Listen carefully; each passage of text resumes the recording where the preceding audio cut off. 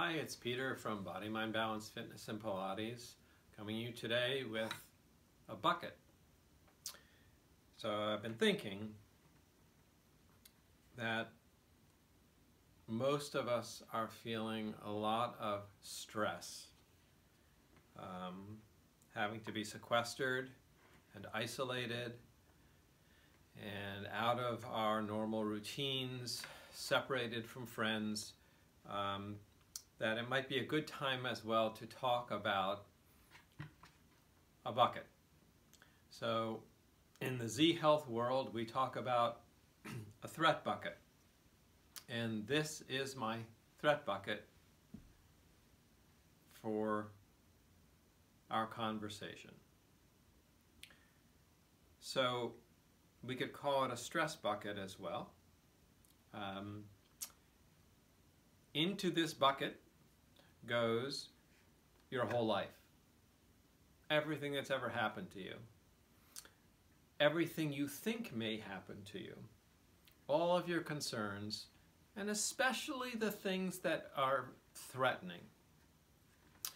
And I don't know if you can see it on this bucket, but there's kind of a lip, and if I had a red line, I should have drawn it in there. There's a level here.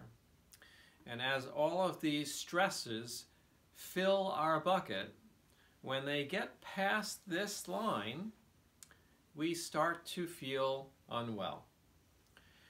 We've hit our threshold, our tolerance for stress or threat. And the symptoms of that can be pain, discomfort, loss of energy, loss of motivation, depression, headaches, neck issues, feeling weak. You name it, if it's negative, you could feel it when the stress level or threat level gets above your tolerance capacity. And I don't have one here, but what I'd really like is a spigot on this bucket.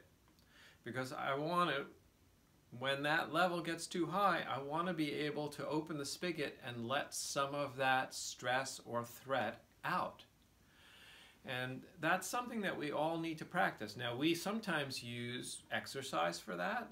We use drills in the Z Health model that sort of reset our nervous system and give us kind of a tamping down of the threat response, which is the real issue here. And for each of us, we may need to do different things. But what I'm going to suggest to you today is to understand that we all have a bucket. Some of ours are just invisible. Mine is green and plastic for today.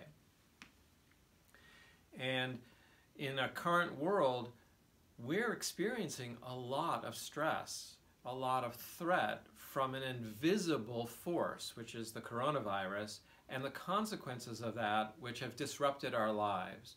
So our everyday lives are very different than they were before. And this is very stressful. So what are the three responses of a primitive mind to stress? I can run away from it. I can kill it and eat it, perhaps. I can figure out how to work my way around it. That is tolerance. Coping, finding a strategy to cope where it doesn't have too much of a negative consequence. There are lots of places in life where we have to do this. There's a fourth response to stress, which is called freeze.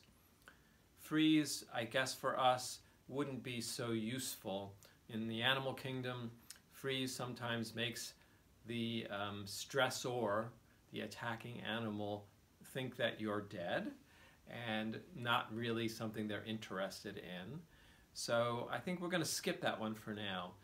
But if you feel like you're frozen, perhaps as well you should take this into account. And the idea is, what can you do right now to relieve or release or open your spigot? Does it mean you should get up and breathe? Does it mean you should go outside? Does it mean you need to set a schedule for your daily life so that you have carved out some time, whether that's doing exercise, meditation, reading, watching something that's truly entertaining for you, that you enjoy, listening to music, cooking something that's rewarding for you to do. These are all things that lower that stress level or threat level in your bucket. So I'm going to just suggest to you that take this into account. It's a great metaphor. It's something that we all experience and deal with, and I hope that you make one choice right now or today where you open your spigot a little bit and let out some of that buildup of stress that's been going on for all of us for quite some time under the current circumstances that we're dealing with. If you have questions about this, text us, email us, let us know your thoughts. I hope you stay well and healthy, and I hope you can open your spigot a little bit.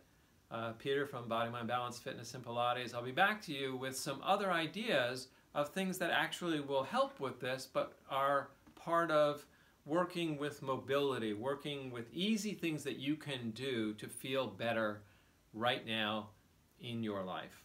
So stay well, stay healthy, and take care.